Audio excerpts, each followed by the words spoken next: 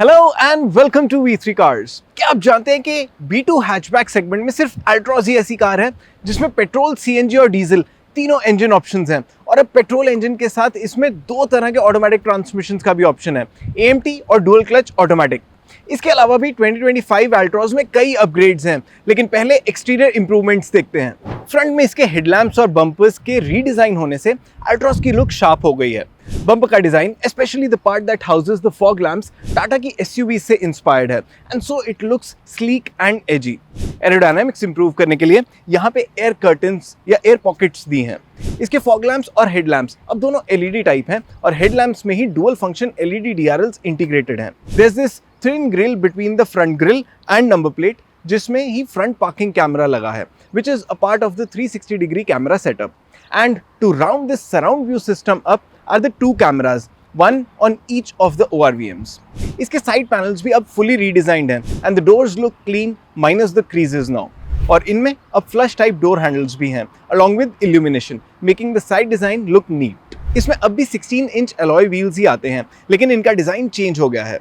How do you find these black alloy wheels जो black ORVMs और black roof और black window line को complement करते हैं? Let us know your thoughts in the comment section. अब rear design की बात करें तो कनेक्टेड टेल लैम्प्स की वजह से अल्ट्रॉज अब ज्यादा वाइड लगती है और ब्लैक्ड आउट टेल लैम्प्स और ये thick black panel sporty look देता है। बम्पर भी रीडिजाइंड है and there is a lot of black plastic over here instead of paint, which I find to be practical क्योंकि ये छोटे मोटे ब्रशेस से खराब नहीं होगा। It's a accomplished S variant that we are driving, so it gets features like rear defogger, rear wiper, rear parking camera, shark fin antenna and sunroof, which neatly tucks inside the roof when opened. इसका dashboard भी अब redesign हुआ है and it now has a multicolor, multi-material finish to it, and the dual-tone two-spoke steering wheel with the illuminated Tata logo complements the dashboard theme and colors. Dashboard पे multicolour ambient lighting भी है, which is bright enough to be visible in daytime. इसके colours नए 10.25 inch touch screen infotainment system से change होते हैं and this system houses the aircon controls as well along with wireless smartphone pairing. Aircon के otherwise physical controls भी हैं and there is also the 360-degree parking camera shortcut है जिसकी feed infotainment system पे आती है along with the feed of the side cameras for blind spot monitoring. यहाँ lock unlock का भी ऑप्शन है, लेकिन थैंकफुली अब डोर्स पे भी लॉकिंग अनलॉकिंग मैकेनिज्म है which I think adds to the convenience. ये थोड़ी सिक्योर फीलिंग भी देता है कंपेयर टू द हैंडल जिसे पुल करके डोर अनलॉक हो जाते हैं। क्योंकि हम टॉप वेरिएंट नहीं चला रहे तो इसमें ड्राइवर के आगे 7-inch डिजिटल इंस्ट्रूमेंट क्लस्टर है and not the 10.25-inch one that the top variant gets. But even this cluster is informative and looks contemporary. Yet another change is the addition of the 65-watt USB-C sockets for faster phone charging. Front में इसके पास ही USB-A socket और power outlet भी है and there is the option to charge the phone wirelessly as well.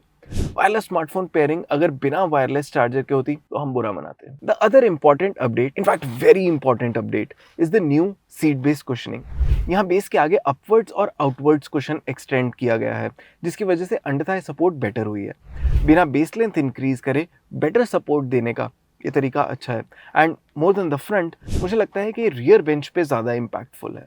Actually Altroz के rear में आप थोड़ा अपराइट बैठते हैं तो नेचुरली इस पोजीशन में है कि you'd want more support just below the thighs, और अब वो है, पर है दोनों आउटसाइड सीट्स पे ही। Otherwise rear seat space and general dimensions are the same. Rear seat passengers के लिए सीट में इंटीग्रेटेड आर्मरेस्ट और एडजस्टेबल हेडरेस्ट्स भी हैं। रियर सीट ऑक्यूपेंट्स, इनफैक्ट सभी ऑक्यूपेंट्स को अल्ट्रॉज की राइड भी कंफर्टेबल लगेगी। It's quite plush and absorbs the road inconsistencies really well. तो कंफर्ट के पर्सपेक्टिव से तो ये प्रीमियम हैचबैक है ही, और पावर ट्रेन ऑप्शंस के हिसाब से भी है। Petrol manual, petrol AMT, petrol DCT, CNG manual और diesel manual.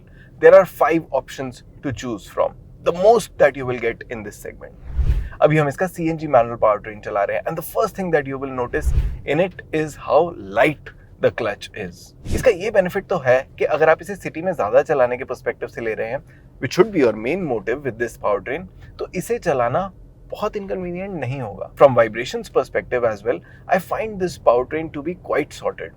The important thing is कि CNG powertrain की 73.5 PS की maximum power और 103 न्यूटन मीटर की पीक टॉर्क इसके पेट्रोल आउटपुट से कम जरूर है, लेकिन इतनी कम नहीं कि आपको कंपैरेटिवली अंडरपावर्ड फील हो। और अगर आपको एफिशिएंसी के साथ परफॉर्मेंस भी चाहिए तो इसकी सभी पावर ट्रेन्स में से डीजल मैनुअल सबसे ज्यादा पावरफुल और टॉकी ऑप्शन है and offers the best drivability amongst all. और अब हम ये चला भी रहे हैं। फिफ्थ गियर में अगर आप इसमें 60 किलोमीटर पर आवर की स्पीड पे भी हैं, तब भी बिना डाउन शिफ्ट करे ये इजीली स्पीड्स पिक करती है। Such is the pull that you get because of the 200 Newton meter of torque that this engine offers, starting from 1250 RPMs. So it's a driver's delight in that sense. और efficiency की चिंता करने वालों के लिए इसमें eco mode भी है। This engine is a 90 PS unit और ये 5-speed manual transmission से paired है। Thankfully, डीजल इंजन के साथ भी क्लच लाइट है, so you won't complain much अगर आपको इसे सिटी में भी चलाना पड़े तो। There's also a dead pedal as well, क्योंकि हाईवेज पे आपको ज्यादा गियर चेंजेस नहीं करने पड़ेंगे। The rest of the mechanicals remain the same. So while it's not a full-blown generation change of the Altroz, लेकिन टाटा ने इसमें इतने changes कर दिए हैं कि in and out fresh हो गई है। I like the exterior cosmetics more now, especially क्योंकि इसका frontal design sharp हो गया है, and the exterior lighting along with the flush door handles make it look modern. The interior is also refreshed with the new screens and steering wheel, और ये ज़्यादा practical भी हो गया है thanks to the increased cushioning on the seats and the addition of features like 360-degree parking camera, side and curtain airbags and blind spot monitoring. There are multiple powertrain options as well, और हमें लगता है कि इन options का होना अपने आप में ही एक luxury है. So yeah, the Altroz is better than before in more ways than one, and because it's available in the accomplished S variant as well with both the diesel and CNG options, so it's the hatchback to buy if you want all the bells and whistles with any powertrain that you want, petrol, diesel और CNG. अभी आप table में Altroz के सभी power trains के prices देख सकते हैं। ये सभी एक्स शोरूम प्राइसेस हैं, और अगर आप अपनी सिटी में Altroz के ऑन रोड प्राइसेस देखना चाहते हैं तो V3 Cars की वेबसाइट पे देख सकते हैं। वी होप इस वीडियो को देखने के बाद आपके Altroz से रिलेटेड कुछ डाउट्स क्लियर हुए होंगे।